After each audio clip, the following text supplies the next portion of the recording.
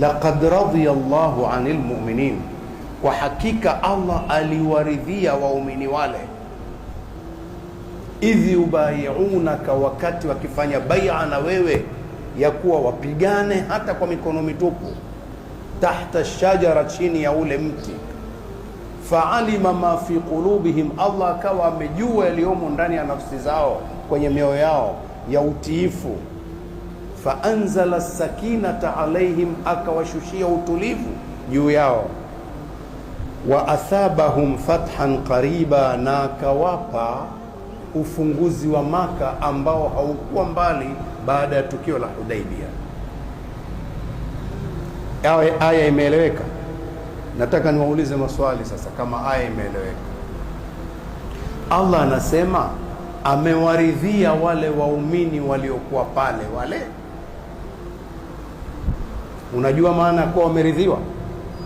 Allah amewaridhia, yuko radhi nao. Hivi Allah akiwa radhi na mtu, ameshamridhia, huyu mtu akifa ni wa wapi? Wa peponi, Sawa.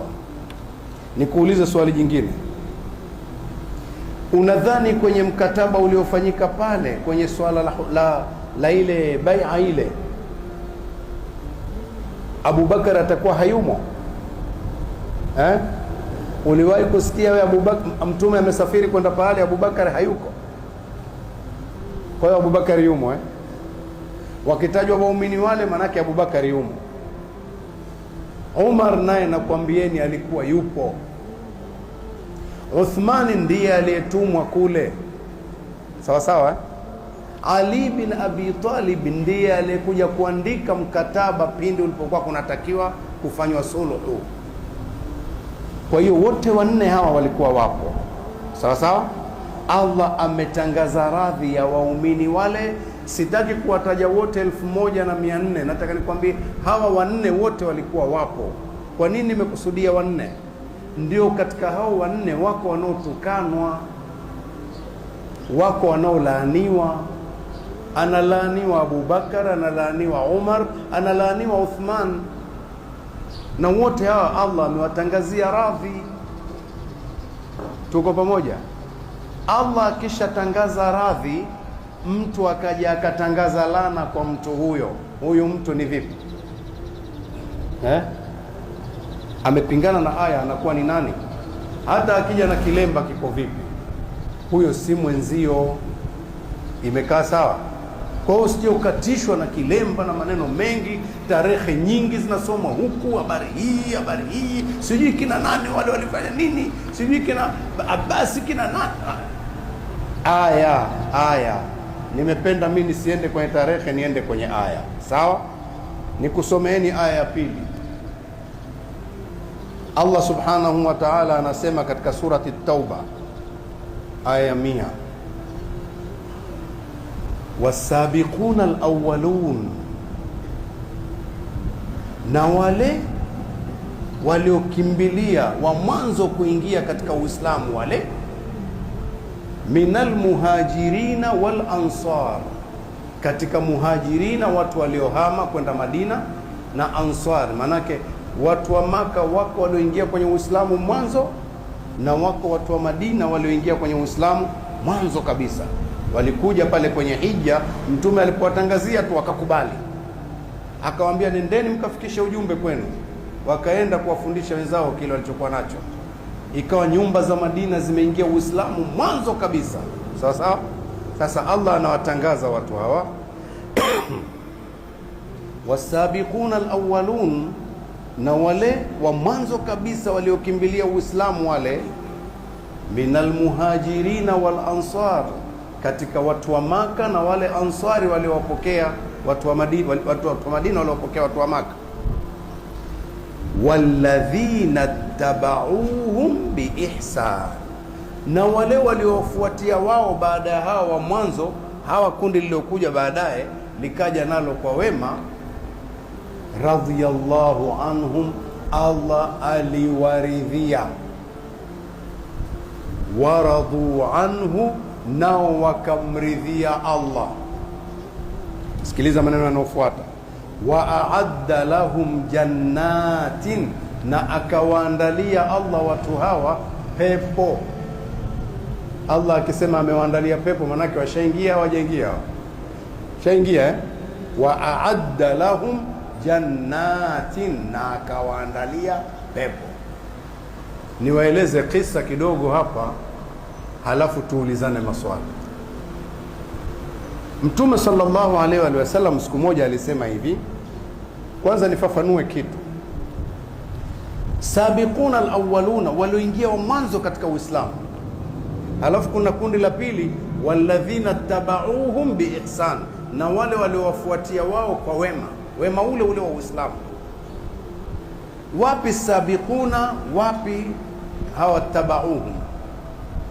Kwa mujibu wa tafsiri za wanazuoni wote wanatuambia kila aliyeingia Uislamu kabla ya sulhu hii ya Hudaibia tulioizungumza mwanzo hii, yani waliowahi Uislamu kabla ya tukio hili la mkataba wa Hudaibia hili, wote wanaitwa sabiqun, wale ni wa mwanzo. Baada ya mkataba huu kuna wengine watu waliingia kwenye Uislamu wanaitwa waliowafuatia wao, sawa sawa. Kwa hiyo kuna watu wa mwanzo kabla ya mkataba huu wana daraja kubwa sana, halafu kuna watu waliowafuatia hawa baada ya hii sulhu, ni daraja ya pili katika maswahaba. Tuko vizuri? Sasa sikiliza watu wa daraja la kwanza na daraja la pili. Mtume aliwahi kusema hadithi hii, la tasubbu ashabi, msiwatukane maswahaba wangu, msiwaseme vibaya maswahaba wangu. Tena akarudia, la tasubbu ashabi, msiwaseme vibaya maswahaba wangu, msiwatukane maswahaba wangu. La tasubbu ashabi, msiseme vibaya maswahaba wangu nyinyi. Swali liko hivi, Mtume anaongea na maswahaba hapo, halafu anawaambia msitukane maswahaba wangu. Pana nini hapa? Nyi maswahaba, lakini msitukane maswahaba wangu. Ala, kwa hiyo kuna wake na wengine sio wake? Sio maana yake hiyo. Maana yake hivi, wewe unanitukania huyu, wewe una daraja yako na huyu ana daraja yake, sasa unadiriki wewe kumfanyia huyu hiki. Umeelewa? Haya, palitokea nini? Sikiliza kilichotokea. Kuna sahaba mmoja katika walioingia kwenye Uislamu kwa kuchelewa, lakini ni sahaba anajulikana sifa zake, ni mfanyakazi mzuri kweli, na Mtume alikuwa anampenda kweli, lakini ni katika wale waliokuja, sio wale wa mwanzo. Huyu anaitwa Khalid bin al-Walid. Khalid bin al-Walid alikuwa ni kijana shupavu, na vita alivyoshiriki vyote vingi aliwekwa ni jemedari, ni kiongozi, na kila vita aliongoza alikuwa anashinda. Alichelewa kuingia Uislamu mpaka vita ya Uhud, bado yeye ni kafiri, na akawasambaratisha Waislamu kweli kule kwenye Uhud. Siku moja Mtume akamsemesha, hivi wewe bwana mdogo, wewe na akili yako nyingi hii, kweli hujaelewa hiki ninachokisema mimi? Hii akili ulionayo hunielewi kweli mimi ninayozungumza? Khalid alipigwa na bumbuazi mpaka akaona kwamba ukweli mimi namuelewa, basi tu, na akaingia Uislamu. Na siku alioingia Uislamu akawa na majuto makubwa sana, mpaka akasema, na upanga wangu huu una madini nyingi sana huko, niuuze utumikie. Mtume akamwambia, shika upanga wako uendelee kufanya kazi sasa kwenye Uislamu. Kijana huyu Khalid bin al-Walid huyu alikuwa ana silika ya jeshi, mwanajeshi. Si unajua wanajeshi wao walivyo, hata mazungumzo yao si tunaona wanajeshi huko mitaani, wakati mwingine gari zao wanaweza wakazipitisha kokote tu, si ndio hivyo? Ndio silika zao wako hivyo. Sasa Khalid bin al-Walid taratibu zake za maisha alikuwa amekaa kijeshi. Alikosana na sahaba wa mwanzo kabisa katika Uislamu, anaitwa Abdurrahman bin Auf. Abdurrahman bin Auf ni wa mwanzo, ni katika wale sabiquna al-awwalun. Aliposilimu Abu Bakar tu kumwambia Uthmani, tuna amara na Abdurrahman bin Auf, wa mwanzo hao. Wamekosana kidogo kwenye mambo fulani ya kimaisha, wakapatilizana maneno. Sasa huyu bwana Khalid bin al-Walid si mjeshi mjeda akaongea kijeshi, akamwambia bwana, msituzungue bwana, kwa kuwa nyinyi ndio mmetangulia kwenye Uislamu, mmezungumzwa hivi na hivi, ndio imekuwa mna kila kitu, nyinyi tu mnanizingua. Hakuna kuzinguana. Lugha ninayotumia kama ya sasa, lakini yani kwa lugha hii uelewe vizuri, sawa? Yule azungumza kijeshi, tunajua nyinyi mmetangulia katika Uislamu, tunajua, lakini sinibabaishe. Abdurrahman bin Auf kimya, mpole, tajiri, mfanya biashara, hana silika za kijeshi. Sawa sawa. Masahaba waliosikia pale hawakufurahishwa na ile hali, wakenda kumshtakia Mtume sallallahu alaihi wa sallam. Bwana, kumetokea maneno kati ya Khalid na Abdurrahman bin Auf. Khalid amekuwa na uslubu ya ukali kidogo. Mtume alikuja moja kwa moja kwa Khalid akamwambia, la tasubbu ashabi, msiwaseme vibaya masahaba wangu nyinyi. Unaionaje hapo? Umeiona daraja ya sabiquna alawwalun?